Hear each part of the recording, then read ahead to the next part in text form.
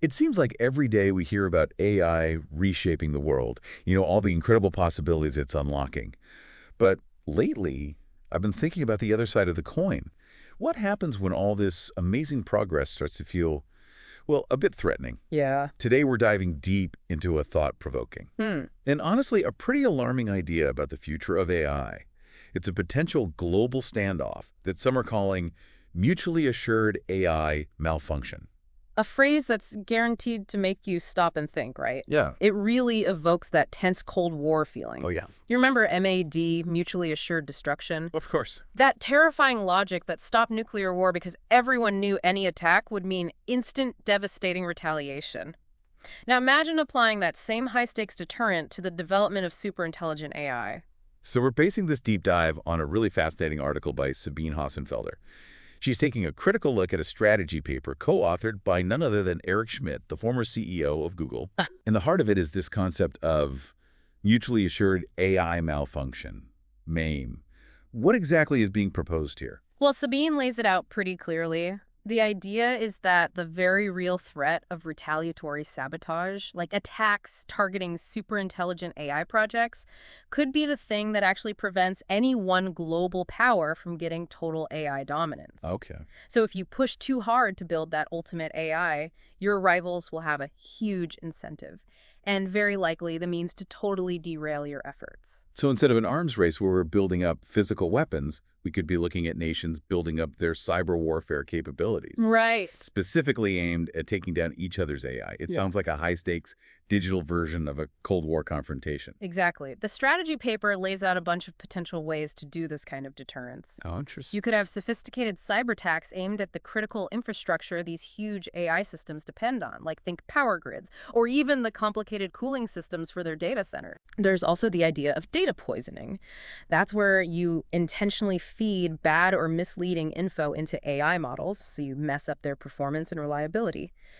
Or you could exploit weaknesses in the software that runs these advanced algorithms. Wow. It even gets into the realm of espionage.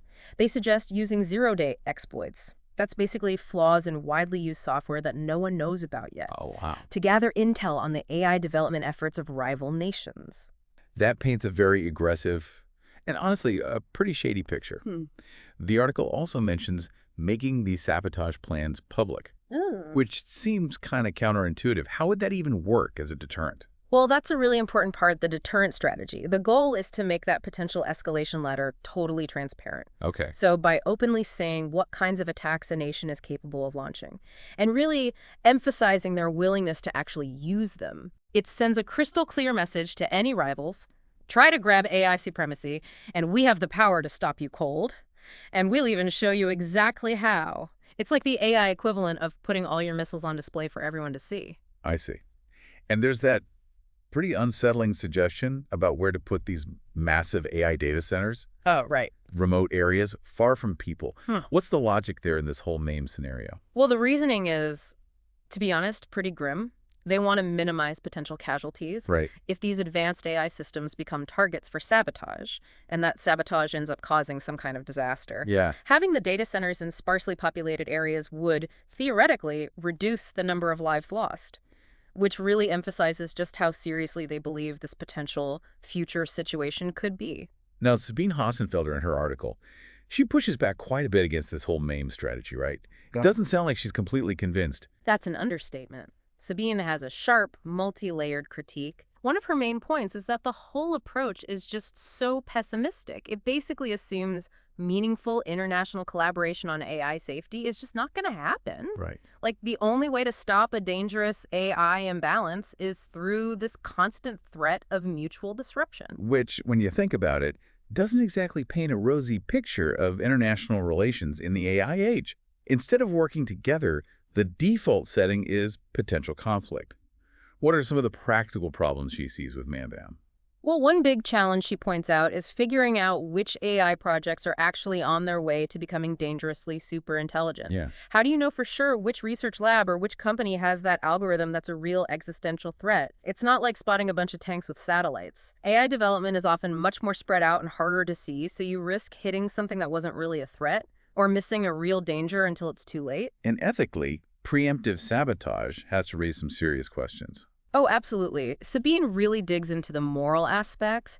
She asks if it's really ethical to encourage sabotage of scientific advancement. Or wait, Could wait. set a really dangerous precedent if nations start seeing research into transformative tech as something to be attacked and undermined. Yeah. It could stifle innovation everywhere and create a climate of fear and mistrust in scientific progress. She also brings up a point I hadn't even considered. The possibility that all this talk about superintelligent AI might be, to some degree, Oh, exaggerated, maybe even used as a tactic in this emerging geopolitical competition. yes, and that's a key question she raises. Are these assessments about the threat of superintelligent AI really objective and based on solid evidence? Or is the perceived risk being blown out of proportion, maybe even intentionally, to justify these aggressive deterrence strategies? She thinks we need to look at these claims critically and think about the motivations behind them. Right. Are we truly facing some imminent threat to our existence? Or is this narrative being used to get ahead in a global power struggle? Okay, so if this strategy of mutually assured AI malfunction has all these potential issues, what are some alternatives? Yeah. The article talks about a pretty interesting idea from Esther Dyson. She suggests mandatory AI insurance for companies. How would that kind of system work? Esther Dyson's suggestion is completely different and maybe more constructive. It's based on incentives.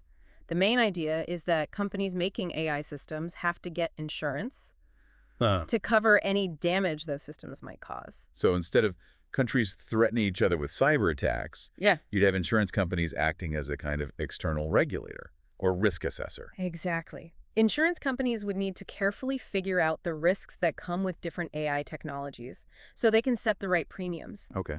This creates a whole extra layer of oversight where financial self-interest pushes for safer AI development. Right. Companies would be directly motivated to build and use AI responsibly Yeah. because they wouldn't want to have to pay out a ton of money. That's a fascinating shift in how we think about it. How would insurance companies even start to assess the risk of something as new and unpredictable as advanced AI? What would they even base their calculations on? Well, that's one of the big challenges Sabine points out. Accurately figuring out the risks that come with rapidly developing AI would be super complex, even for experienced insurance folks. Yeah, that makes sense. They'd probably have to come up with entirely new frameworks and depend on expert analysis to determine the right coverage and premiums. And what are some of the possible drawbacks or challenges with this AI insurance approach? One thing Sabine notes is that requiring AI insurance would probably increase the costs of AI development. Okay. This could slow down innovation or make companies resist adopting the system. And there's always the issue of keeping up with how fast AI is changing. The risk assessment models insurance companies use would have to be constantly updated and refined. The article also brings up this wider issue of how the public sees all the warnings about AI risk. It seems like Sabine is suggesting that we might be reaching a point of warning fatigue. That's a very important point. All these warnings about the potential for AI to pose an existential threat, while probably coming from a genuine place of concern, could actually backfire. People might get desensitized to them or just start tuning them out. Yeah. And that could make society more vulnerable if and when a truly dangerous threat does appear. Like the story of the boy who cried wolf. Uh, But with technology, that could change civilization at stake. exactly. And Sabine highlights how dangerous this is. Overstating risks can make the public disengage. But totally ignoring the potential for truly disruptive and dangerous superintelligent AI could have serious consequences. Right. It's a delicate balance between raising awareness and avoiding alarmism that ends up being counterproductive. And she ends the main part of her article with some pretty memorable, almost humorous thoughts, but with a serious undertone, right? Something about quantum physics and outrunning bears. Yeah, the thing about quantum physics, the idea that we could maybe confuse a superintelligent AI by explaining that the universe is basically made of these tiny vibrating strings. Laughing key. It's a really clever way to point out that a future AI's understanding of reality could be completely different from ours. Oh, yeah. And the analogy of outrunning a bear, that's a classic one for cybersecurity. You don't have to be the most secure entity in the world, just more secure than whoever might be after you. This naturally leads to a conversation about practical cybersecurity tools. Which then segues right into an ad for NodeVPN. They're talking about privacy protection, access to global servers, all those bundled security features. Right. It's an interesting shift after such a serious discussion about global AI strategy. It really is. It highlights those more immediate tangible security concerns individuals face online. Even while we're thinking about these bigger, longer-term risks from advanced AI, the focus on personal privacy and online protection kind of echoes those themes of potential conflict and the need for defense, but on a more individual level. So as we wrap up this deep dive, what would you say are the most important takeaways from Sabine Hossenfelder's analysis of this proposed MAIM strategy? I think the key takeaway is the stark picture it paints of a potential future that's heavily shaped by an AI arms race based on deterrence. Hmm. The strategy paper basically says that instead of aiming for global cooperation and strong regulations, we might end up in a world of constant threats and the possibility of strategic sabotage. Yeah, Sabine's critique really highlights the pessimism, the practical difficulties, and the ethical questions around this idea. right. But she also points toward other, maybe more constructive approaches, like AI insurance, Yeah. as a possible way forward. It really comes down to a fundamental choice, doesn't it? Do we go down a path of potential escalation and conflict as AI keeps advancing? Or do we choose a path of careful consideration and hopefully genuine international collaboration? It's definitely something to think about. It really is. This deep dive shows us a critical tension right at the heart of AI development. On one hand, we have a proposed strategy based on the logic of Cold War deterrence. Right. On the other hand, people are arguing for a more forward-thinking approach, something more collaborative and ethical. And all this is happening while public awareness of these risks might be fading. So, to wrap up this deep dive, here's the big question for you, our listener. What do you think are the long-term effects of approaching artificial intelligence development with a strategy of deterrence? Does the threat of mutually assured AI malfunction really offer a stable and safe way forward? Or is it inherently setting us up for potential danger, mistrust, and instability? Hmm. Do you think an approach based on potential conflict, or one focused on collaboration and shared responsibility, is more likely to work? And which one is better for navigating the complex future of artificial intelligence?